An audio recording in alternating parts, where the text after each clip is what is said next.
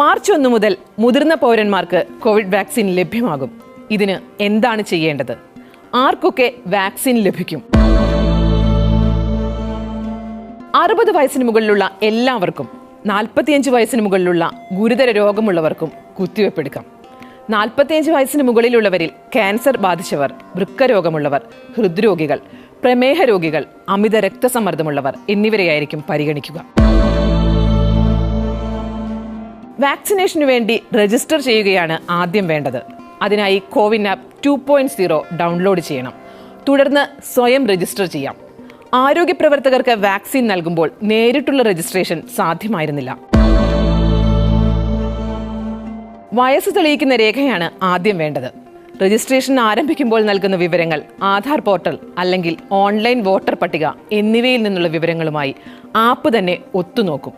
ഈ വിവരങ്ങൾ ഒരുപോലെയാണെന്ന് തെളിഞ്ഞാൽ മാത്രമേ കോവിൻ ആപ്പിൽ രജിസ്ട്രേഷൻ നടപടികളുമായി മുന്നോട്ടു പോകാൻ സാധിക്കൂ. സർക്കാർ മേഖലയിലും സ്വകാര്യ ആശുപത്രികളിലും വാക്സിൻ സ്വീകരിക്കാൻ സംവിധാനമുണ്ട്. ഏത് കേന്ദ്രത്തിൽ നിന്നാണ് വാക്സിൻ സ്വീകരിക്കേണ്ടതെന്ന് വ്യക്തികൾക്ക് തീരുമാനിക്കാം. അത് തിരഞ്ഞെടുക്കാനുള്ള സൗകര്യം കോവിൻ ആപ്പിൽ ലഭ്യമാണ്. വയസ്സ് തെളിയിക്കുന്ന രേഖ കോവിൻ ആപ്പ് സ്വീകരിച്ചു കഴിഞ്ഞാൽ വാക്സിനേഷൻ സെന്ററുകളും ലൊക്കേഷനും എഴുതി കാണിക്കും. അതിൽ നിന്ന് നമുക്ക് സൗകര്യപ്രദമായ സ്ഥലം തിരഞ്ഞെടുക്കാം. വാക്സിൻ സ്വീകരിക്കാനുള്ള ദിവസം തിരഞ്ഞെടുക്കാനും ഓപ്ഷനുണ്ട്.